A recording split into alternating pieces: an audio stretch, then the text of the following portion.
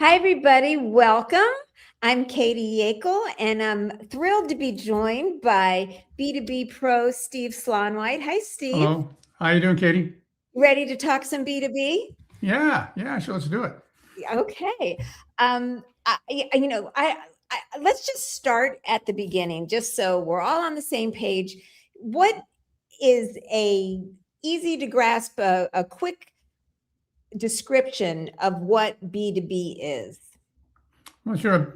It's pretty simple. B2B stands for business to business, as most people know. Yeah. And it's all about businesses that sell products and services to other businesses rather than to individual consumers like you and I. So it's one company selling stuff to another company, and that includes manufactured goods, parts and supplies, photocopying machines, forklift trucks, the plastic wrap at a warehouse that wraps things before it goes out the door, the trucks that use to deliver the stuff. I mean, everything business to business, things that consumers like us don't usually buy. And also includes services as well. Sales training services, consulting services, environmental consulting services, all kinds of different services as well. One of my first clients years and years ago was a office cleaning company. So they cleaned offices all over the place. So that was, and I wrote some direct mail promotions for them. So that's all business to business. Yeah. I again, when you just stop and think about it, I know you've used the example of a toaster, the $20 million toaster. Exactly. We go into Target and we just buy it off the shelf, but all the parts, all the labor, all the packaging, all the sales enable it. Well, we'll get into that in a minute, but all of the pieces. And Steve, the other thing that I don't think people really think about is how long the sales cycle is. And, a lot of these things are just not quick purchases. They're not things, they're things that have very high price tags. So there needs to be a lot of, as we say, touches from the company. Can you just touch on that for a minute? Yeah, let me give you an example. Let's say you are a company that needs to buy 10 new forklift trucks for your warehouse. All right. Well, the warehouse operations director is not going to go on Amazon and find a forklift truck that she likes and drop it into the shopping basket and pull out the corporate credit card and spend $200,000 all in one day. No. She's going to want more time. It's going to be a much more considered buying decision, because buying those forklift trucks isn't just a matter of cost or even function. It impacts productivity. It impacts, cost management, cash flow. It impacts how quickly they're able to get stuff out the door. It impacts employee morale. So she may take 2 or 3 months to make that decision. She'll look at a lot of different companies, a lot of different forklift trucks. She'll talk to a lot of people, and she'll also review a lot of marketing material. She'll want to see the brochures and the sell sheets and the webpage. She wants to go to the trade show and see a demo. She's want to see the video demo. She's going to want to follow that company on social media and see what kind of company that is, and maybe sign up for the newsletter and receive a lot of emails and read the white paper, and it goes on and on. The customer success stories. I don't know if I mentioned that yet. She's going to want to read some of those.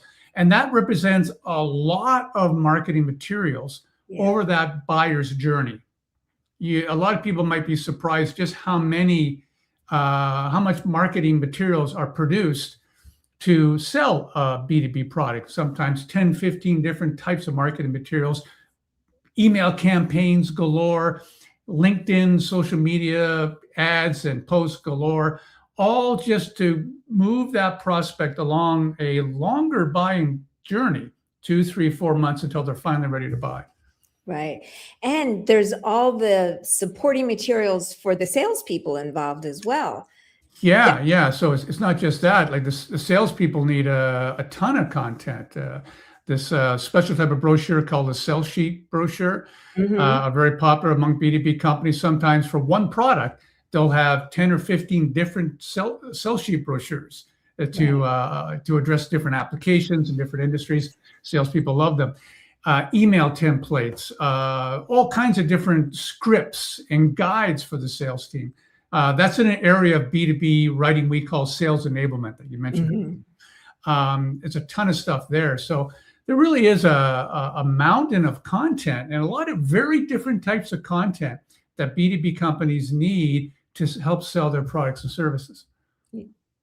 And what would you say is the most common, what is the through line of all of these? They're not super hypey. They're not, buy it today before we're out of stock or, so what would you say is like the tone and just the through line of all these different pieces that we're talking about?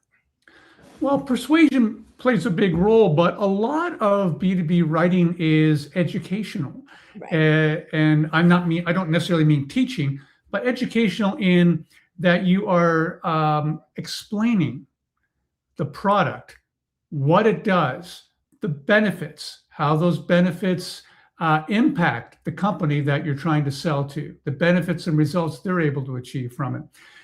A lot of it is explaining that, educating potential customers on that. So the educational part of the writing plays a big role. In fact, a lot of B2B companies produce a lot of content, newsletters, articles, social media, a thing called an explainer video for products, white papers. That's all involved in very educational in their focus.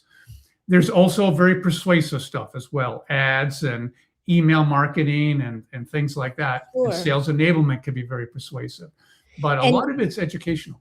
Yeah, I do love that. And oftentimes it's taking what are complicated or sophisticated technologies or innovations and really boiling it down so that the benefit is very clear to this overworked manager whose life is going to be better if they can only get this particular widget or this. That's right. I often say that B2B writers are storytellers. We tell the story of the benefits. Yes, I love that. We tell the story of the benefits. And they're storytellers, they're educators, they're explainers, and they're helpers. Yeah. One thing they're not technical writers. Yeah. A lot of people mistakenly think if you are a copywriter or a B2B writer, that means that you're explaining the technicalities of a product. You're talking about tech. Technical writers are a different breed. They write the documentation and the user manuals and things like that.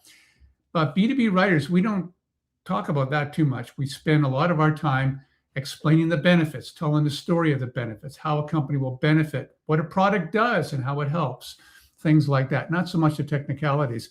That's why B2B writers don't need to be technologists, write in tech, for example, because we're writing about benefits. Right. I love that. Storytellers. Yeah. Now, I mean, we've thrown out how many projects? I don't even know how many projects, but could you just give us a list just so that we can start being on the lookout for them or start being aware of them? I know we talked about case studies, white papers, sales sheets, emails, newsletters. What are some of the other typical common B2B projects? Well, let me give you a quick tour, and I'll explain a couple of those that you mentioned already. If you're a B2B writer, B2B copywriter, one thing you're going to be writing a lot of is emails. B2B companies do a lot of email marketing. Right. So, they probably do more email marketing in totality than B2C companies do. They just love email. So as a B2B writer, again, you're talking to business people, and that's right. It's all that communication with email. I mean, there's a lot of back and forth. So you're writing a lot of email marketing campaigns, a lot of email follow-up campaigns. You may be writing email templates that the sales team can use, a lot of email. Also, B2B companies are very active now, more active than they've ever been before on social media, particularly LinkedIn, but also Facebook and Instagram, but LinkedIn's a big thing for them.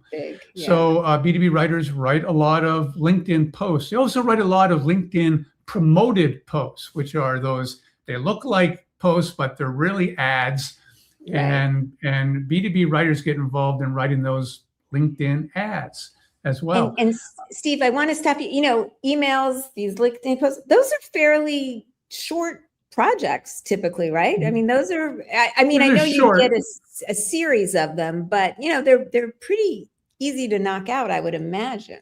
Yeah, like the long form sales letter doesn't really exist in B2B. There's a lot of the promotional copy, the sales copy, ads and emails tend to be very short. The emails tend to be no longer than 250 words. And of course, LinkedIn posts are, you know, how short they are. Now they take a lot of thinking and strategy, you know. Absolutely. If you want to communicate that message with impact, but that's what they hire you for. But it's not a long project. The long projects are the projects that are more, like I said, educational, the longer, like writing newsletters for B2B companies, which are very popular right now. Writing video scripts for videos, which can be a heck of a lot of fun. And videos are one of the top type of projects that B2B companies are investing in.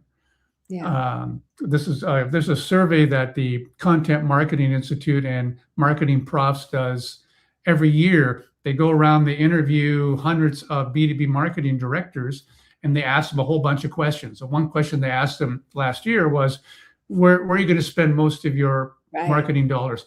Video came to the top. Wow. Surprisingly. So B2B companies are invested in videos. If you want to be kind of a bit of a Hollywood script writer type of thing to write video scripts, then there's a big need there. I find those projects fascinating to write, really fun and creative to write.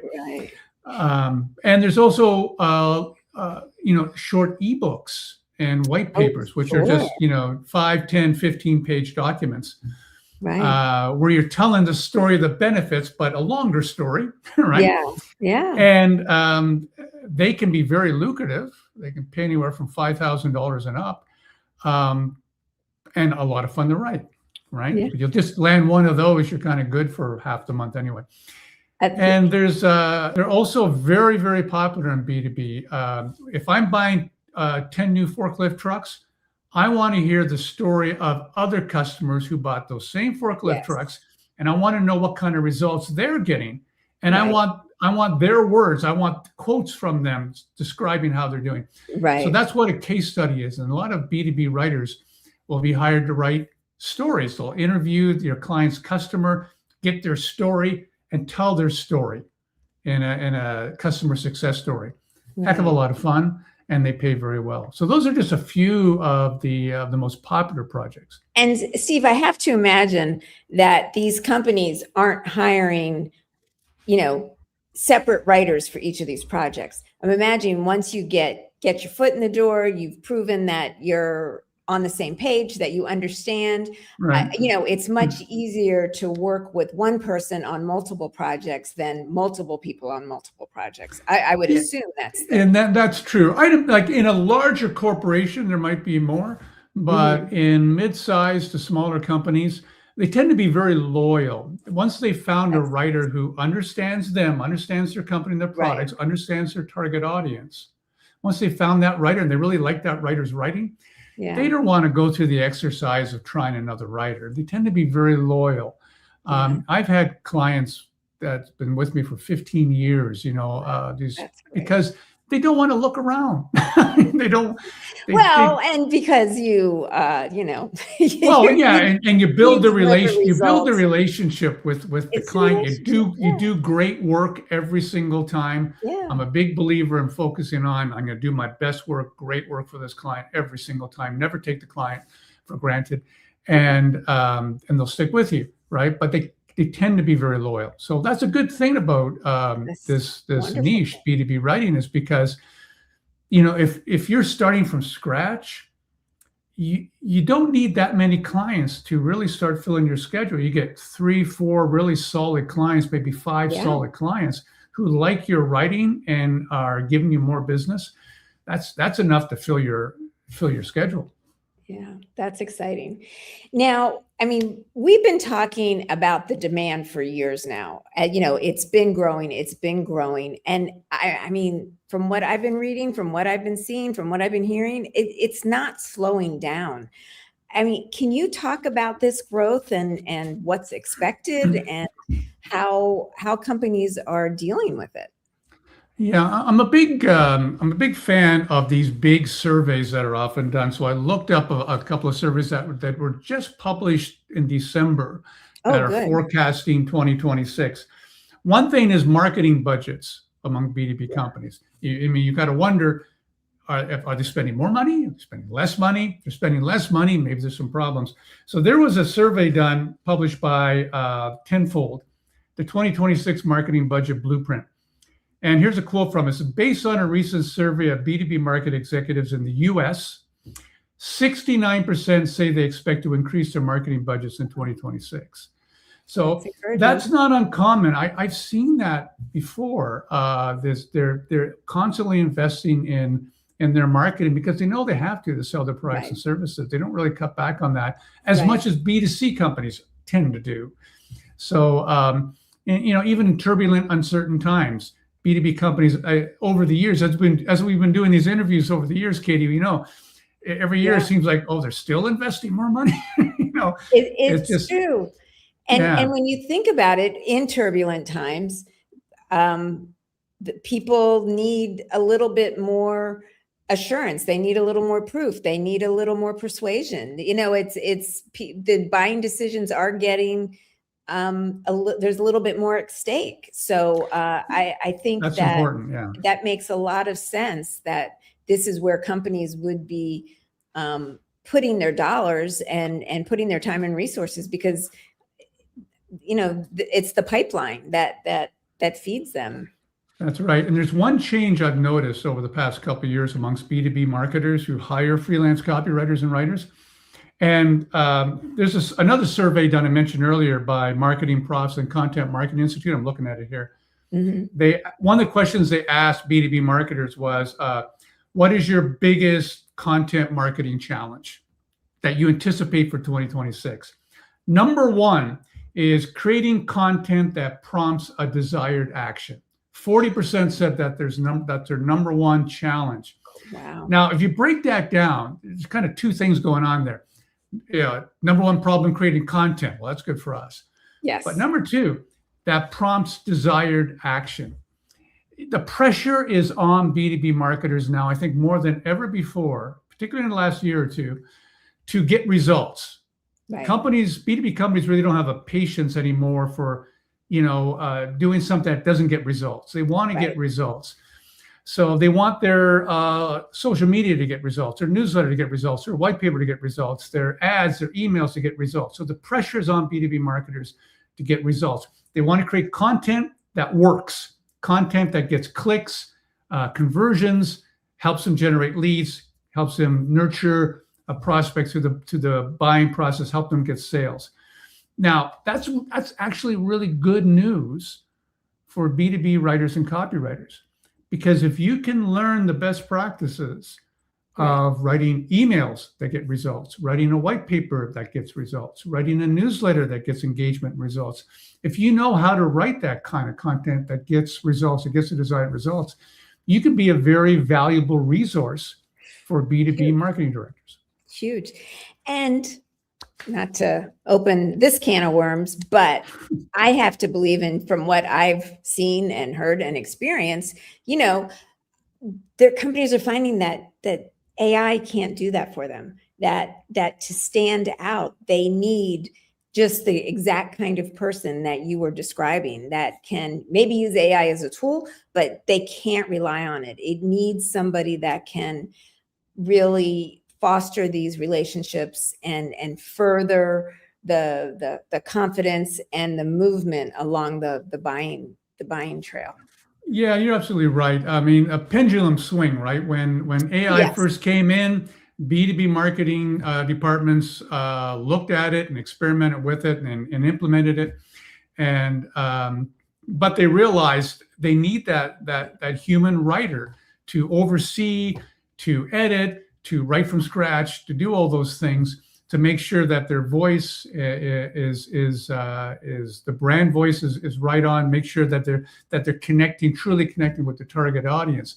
So it's swinging now back towards, hey, we need AI is great. We need to use AI, but we need those human writers as well to be part of that, right? Particularly in B2B, because it's a long buying cycle, and so much of it depends on making a human connection. There's a wonderful quote, and I don't have it with me, so I'm not going to be able to attribute it. I've used it before. This guy was writing in writing an online article about AI, and he said, when it comes to B2B, no B2B buyer wants to buy based on content that they know has just been generated by AI. Like there's no human connection there at all. No one wants to make a buying decision based on that. They want to make a buying decision based on, there's a human being or a team of human beings connecting with me here. Not an algorithm. It's all human to human. It's all human to human.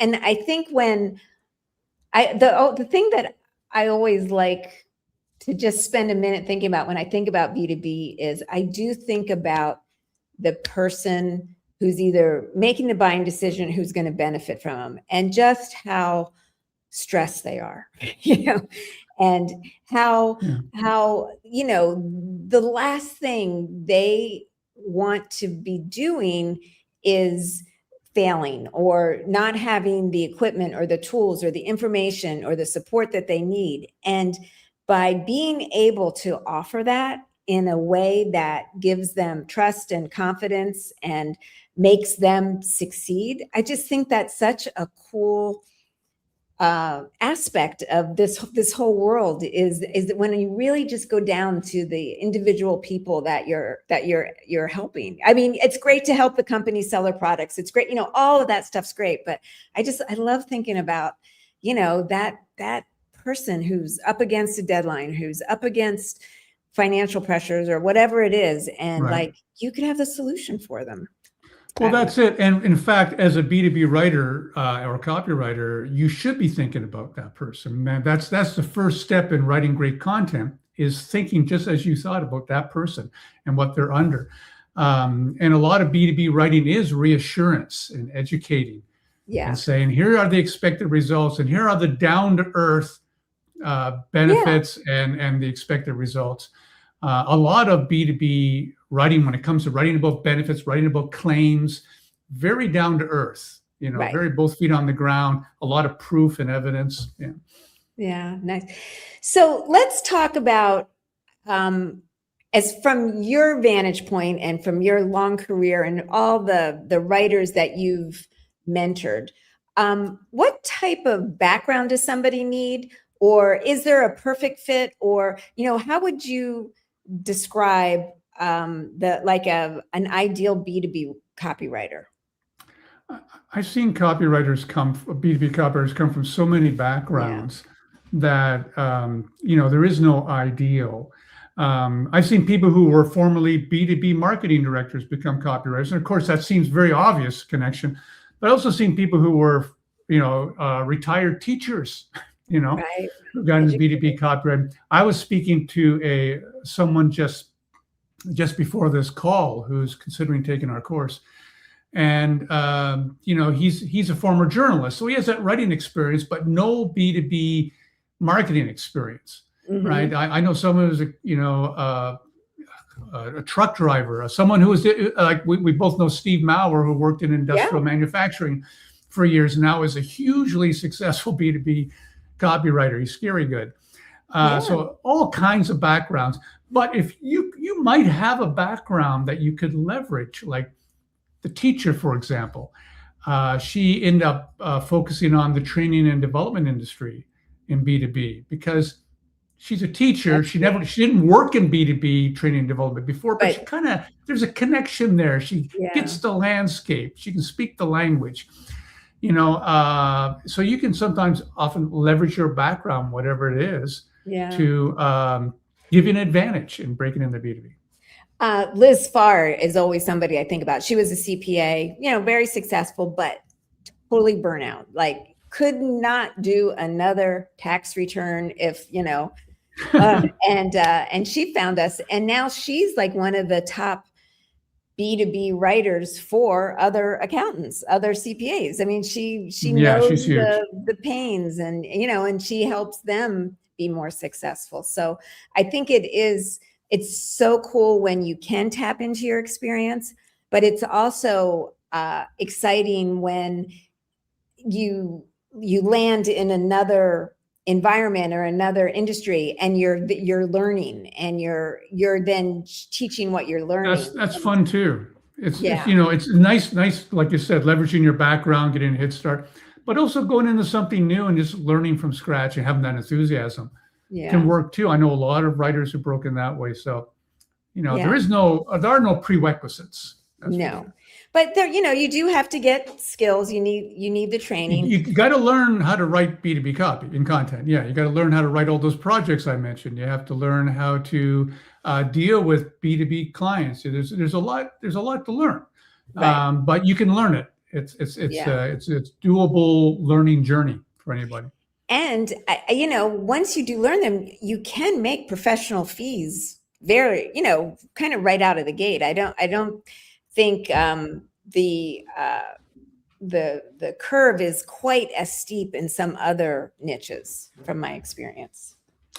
In B2B companies want to pay professional fees. Yeah. Like I've often said, like a white paper is one of those projects you'll write as a B2B writer. I often say a B2B marketing director does not want to hire a $500 white paper writer. No. Because, what kind of white paper are you going to get from there? They want to hire a $5,000 white paper writer. Exactly. They have the budget to hire a $5,000 white paper writer. They want a $5,000 white paper writer. So the fees tend to be fairly professional. They look at hiring a copywriter the same way they look at hiring a consultant.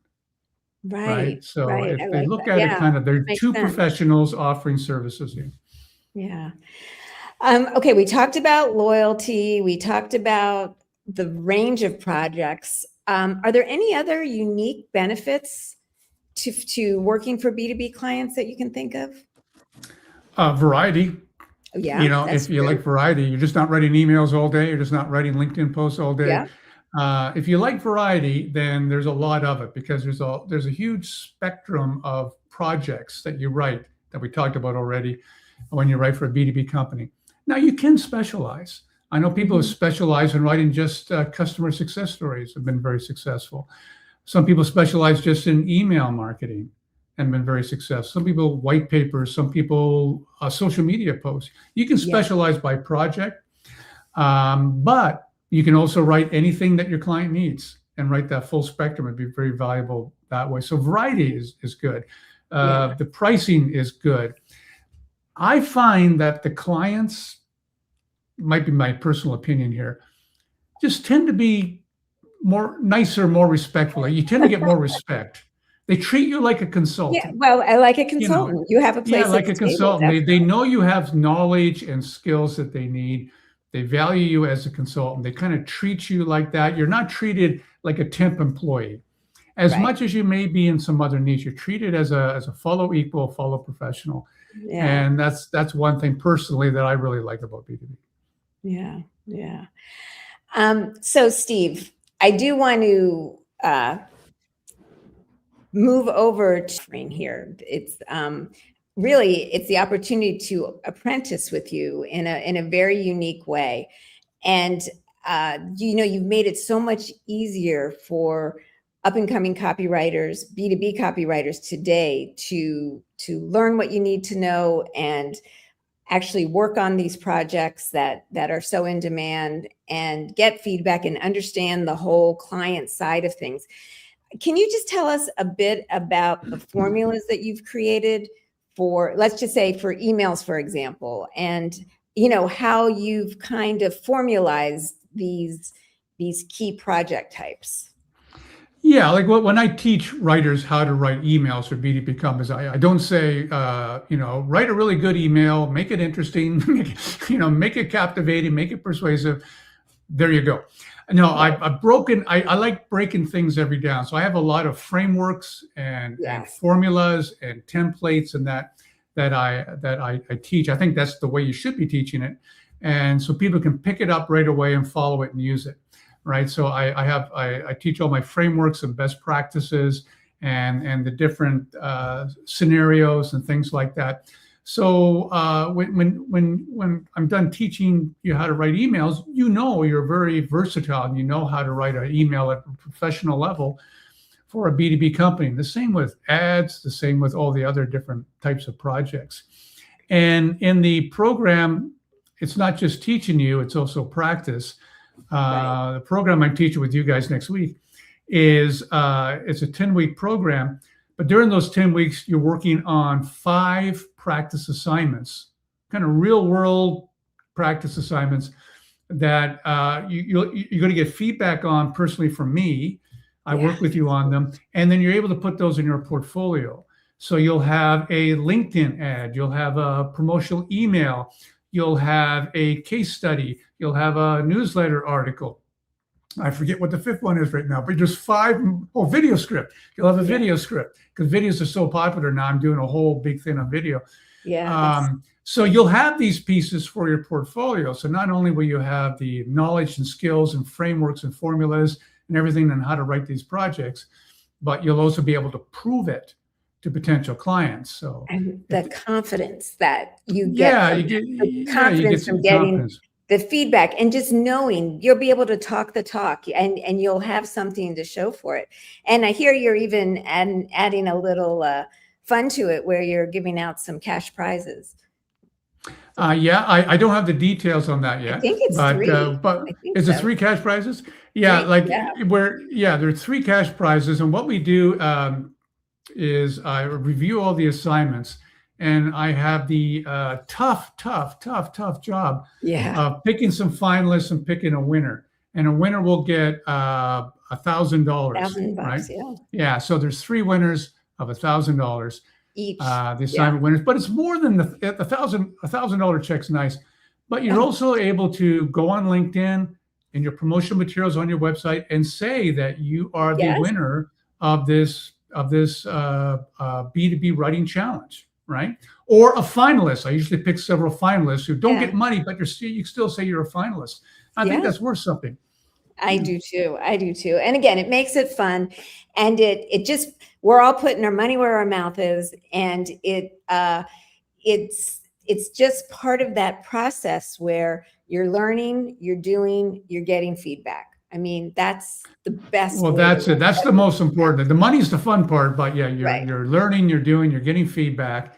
You're also getting information. I do a lot of teaching around how to get clients. So you get a lot of tactics and information on how do you go out and land these clients, right? So I demystify that, put it into a very simple system with some all the best practices, and I teach you how to do that as well. So it is an intensive 10 weeks. I mean, it's you really got to lean in and work it. But the reward at the end is that you're going to have the knowledge and skills and portfolio to go into that market and start introducing yourself to. You'll have an idea of what market, what niche, what area you want to go in. You'll have, it's so, there's so much more baked into this.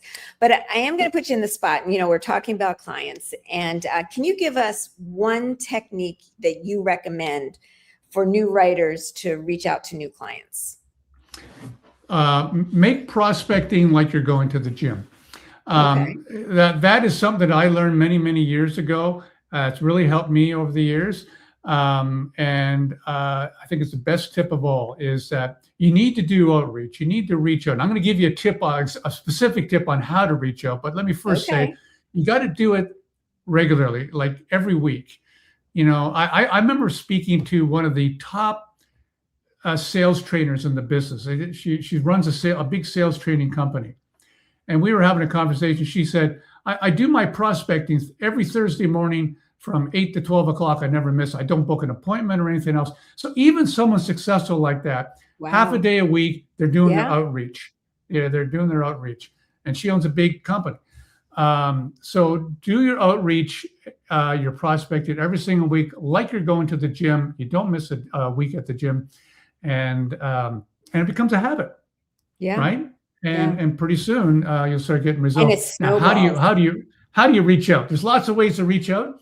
My favorite, the simplest way, is to send a friendly, personal, Personal. one-on-one email to a potential client that you've identified. Introduce yourself in a friendly way. Let them know what you do and how you can help them, and position yourself as someone who can be a resource for them. In fact, you might even want to use those words. If you need help with email copywriting, I can be a resource for you. Yeah. And that's really all you have to say. B2B marketing directors are interested in good resources that's going to help them, right? Yes. So position yourself as a resource in this introductory email. I love that. That's a great way to outreach. Yeah. And I know you go into a lot more, but I just wanted to give everybody that applies to everything, every niche, everybody that's trying to build a business. That's solid, great advice that everybody should do. Let's see. I have a few more questions. Can you talk a bit about how companies actually work with writers? We touched on this. Are they recurring projects? Are they one and done? Are they how much involvement do you have with the client once they say you're hired? I know it can vary, but what would a typical project run look like? Yeah, let's say a client wanted a email marketing campaign written. All right. So, we had a conversation, they hired me to do that. Well, the first thing we do is we have a Zoom meeting or a Teams meeting. It's always one or the other. They either use Zoom or Teams. We have a meeting for about an hour and we discuss the project details. And I ask a lot of questions about the target audience, their product, their offer. In fact, I use a thing called I create a thing called the copywriting information worksheet. That has a list of questions that you should ask your client to get the information that you need. And I give this away in the course. But now I have it kind of internalized. I kind of know the questions in my head, but sometimes I forget one. I'll have the worksheet in front of me. But we'll ask all those questions. And then there might be some other materials that I ask for that I need to read, their previous brochure or something like that. Website copy. My favorite is to ask for any slides. Do you have any presentation or slides about this product? Then I go off and I write the campaign. It may be, let's say, it might be comprised of 10 or 15 emails, a couple of landing pages. Usually in something like that, there's other types of marketing pieces as well, but let's say it's just email. So I'm writing all those emails. I may work on those for a couple of weeks while I work on other projects for other companies, by the way. And to the client in Microsoft Word format. So you don't have to worry about setting it up in their system or anything else. Right. No. Some copywriters offer to do that. I just like the idea of I'm the writer, Right. Right. I'm the guy you talk to when you want great writing. Anything else you can do internally, and they usually is fine. Right. They're fine with that. And you might get a request for revision. They might come back to you and say, could you make some changes here or this? The lead in this email, it sounded weak to us, and here's why. Okay, and then, you work with them on revisions. Then it's done, and then you invoice.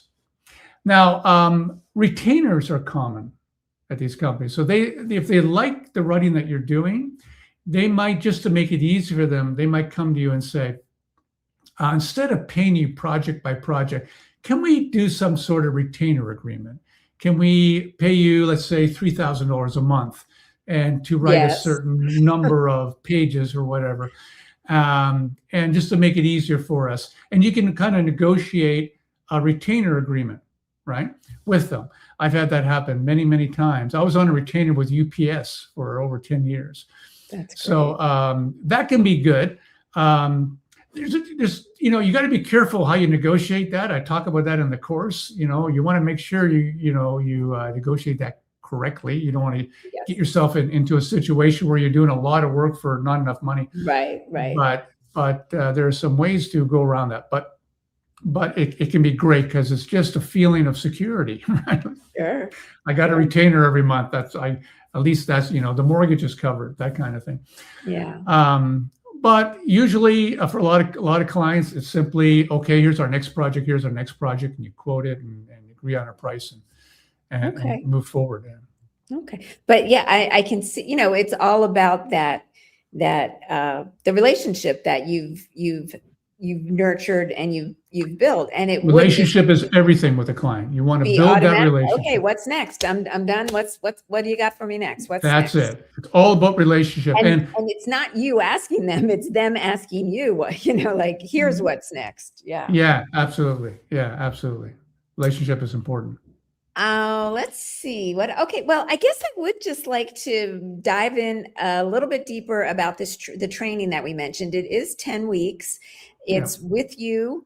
And, where would you say you start and where do people end up? Well, the program is divided in actually 3 parts.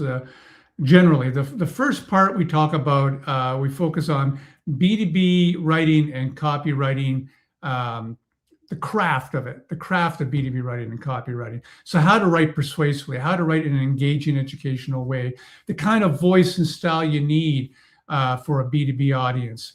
How do you, the principles of persuasion. I teach the 5 Ps, a 5-step process to write emails and ads and things like that. Similar frameworks for content and whatnot. So the idea of the first part of the course is to turn you into a really good B2B writer and copywriter, right? So when potential clients see your writing, they recognize it right away as this is what we want. The second part of the course is all about the different types of projects. How do you write a customer success story? Right. How do you do the interview to write a customer success story? Wow. How do you write an email campaign? I talked about an email campaign, like a 15-part email campaign. How do you put that together? How do you write a sell sheet brochure? How do you write a video script? What format do you put that in? What are the best practices of writing an effective product explainer video script? So we go through all the projects. So by the time you're into part 2, you would have mastered all the different types of projects. So when you're talking to a potential client and the client says, we want you to write a case study for us. We want you to quote on that. Do you know how to write a case study? Immediately, you can, with a lot of confidence, say, yeah, here's how to write a case study. Here's the 5-step process of writing a case study. Here's how I do the interview. And because you're working on assignments during this course, you can say, here's an example of a case study. You can get an idea of my case study writing. Yeah, I mean, let's go. Then you've landed it, right? So that's the part of it. 2. Now, number 3. Part 3 is how to get clients. Yeah. The third part is, okay, you know how to write B2B copy and content. You know how to write the projects. How do I get clients? And we talk about all the best ways of reaching out and getting clients. I talked to you about one way already, but in the course, I actually share examples of those emails. You do a little role playing and we do all that stuff, right? Yeah. And and other ways to get clients as well. So by the end of part 3, you're going to have a very good idea of exactly how you're going to approach the marketplace, exactly how you're going to reach out and land clients, and that's part 3. Fantastic. Well, I hope that anybody that this has sparked even the least bit of interest, excitement, that yes, I want to do this, please go to this link, awai.com/B2B with Steve, because you are going to be with Steve for 10 weeks and just read the letter that we put together for you about it. It really goes in even to more depth about this amazing opportunity, the size, the breadth, the ways that you can leverage what you've already been doing, what you already bring to the table. And it really goes into the detail of this curriculum that is, it's 30 years of Steve's experience and the lessons that he's learned that he is so generously sharing with you. So I really encourage everybody to go to that link and read that letter. And, if you have any questions, feel free to reach out to me at askkatie@awai.com. And if I don't know the answer, I know how to get in touch with this guy. That's right. But it just feels like now is the right time.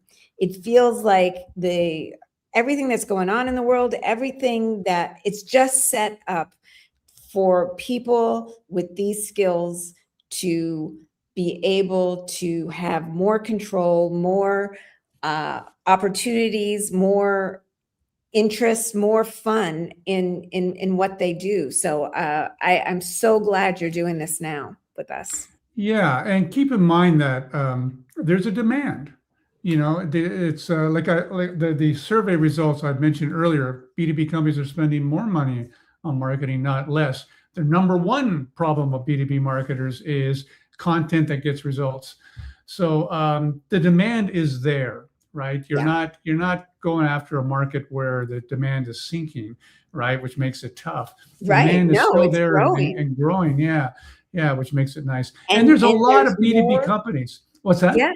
And No. there's just more need than ever for people that understand the nuances, the science and the art and the humanness of what it takes to make these sales for these companies. So again, there's more companies that need you, and they need you more now than ever. So that's a pretty good combo.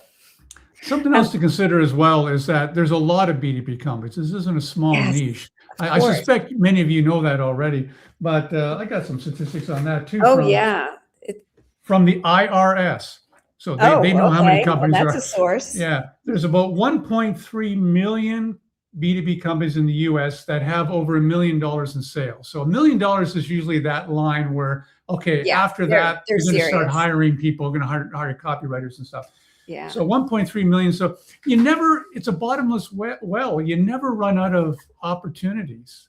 You can mess up in your first 2 or 3 clients. You got a million more doors to knock on. I mean, wow, that is really so. And even just that, 6 degrees of separation. When you think about when you dive into a niche or an area and you get your first client, and you'll see the companies that they're working with, and then you'll see the companies that they're working with. And I can just see how it could naturally progress, that you could just build up this beautiful, beautiful traction. We do have a couple questions I want to answer. Glenna is asking, she's worked full time. And she's asking if it'll be a problem to watch the replays and go through the work, or is it better to attend live? I mean, Glenna, obviously your job comes first, but if you ever can attend live, that certainly is ideal. But the replays, they'll be up within, by the next day. By the next day. You'll have access to emails if you have any questions. You'll be able to participate in all the assignments. So again, let that guide you. If you can, it's always great, but don't put any extra stress on yourself as far as the full-time job goes. And Margaret is asking, how do you deal with being active in other businesses while you are doing B2B writing? Yeah, well, I get that question a lot. Like, if you have a full-time job, for example, and you have to do this business on the side, or you have another business you want to do this business on the side, it's a challenge. I did that when I started in the 1990s, aging myself here. I had a full-time job and started this part-time. And as my copywriting business grew, I was working evenings, I was working weekends. It became tough. I had to make that final decision of quitting my job and doing copywriting full time, which I'm glad I did. Right. But yeah, it can be a juggling act. So, I wish I could say it's easy, but it's a time management challenge. But if you own another business, you're probably good at time management anyway. Yes. And you probably find a way of juggling the two priorities. Yes. Pretty effectively. Yeah. Bricky is asking about the price for COS members. Go to your COS page, go to your member page, and you will see your very special price there. So I'm glad you asked about that. But how does the other job affect how clients regard you? Oh, she's concerned that it might impact clients. Like a client might not want to hire you if you have another job. Well, first of all, you don't have to tell them. I mean, I don't think they're going to ask that. And secondly, clients really, especially nowadays, if everybody being remote, they really don't care when or where or how you do the work. What they care about is that it's good and that you meet your deadline. So, I mean, unless maybe it was in a competing business, that might be a problem. But otherwise, I don't think what you do on your free time, I don't think your clients care, and I don't think your employer would care. I think there's a dividing line there. But it might be an issue on LinkedIn. If you have a LinkedIn profile and you're required in your LinkedIn profile to have your current job or business there, and now you get out to second business. You can't have a second LinkedIn profile. That's against LinkedIn's rules. So it has to be in the same profile. That can, that can be a challenge because you have to say whatever you do in your business and copywriter, right? So you're kind of two things, but people do that all the time. It's not ideal, but people make that work all the time. Right. But I don't think the clients will regard you any differently. Clients won't care. They're just like you said, Katie, they're just concerned you do great work. If you do great work for them, I mean, that's all you really want. Yeah. And speaking of great work, well, thank you, Steve, for sharing this. Your passion about this, and you're just so generous with, as soon as, you've always been such a inspiration and mentor for all of us on the team, as well as all the members that have written with you. And I know it just comes from your love of this industry. I know it comes from your love of what you do. And I just hope as many of you as possible get the chance to experience that with Steve in this training that he's doing, because it really is a special opportunity and insight into this, really exciting opportunity. Well, thanks a lot, Katie. I appreciate that. Okay, well, I want to thank everybody for joining us. And again, check out the letter for more details. And this starts next week, so we're ready to go. So get ready and join us. Thanks a lot, everyone. Thanks, Katie. Bye, everybody. Bye-bye.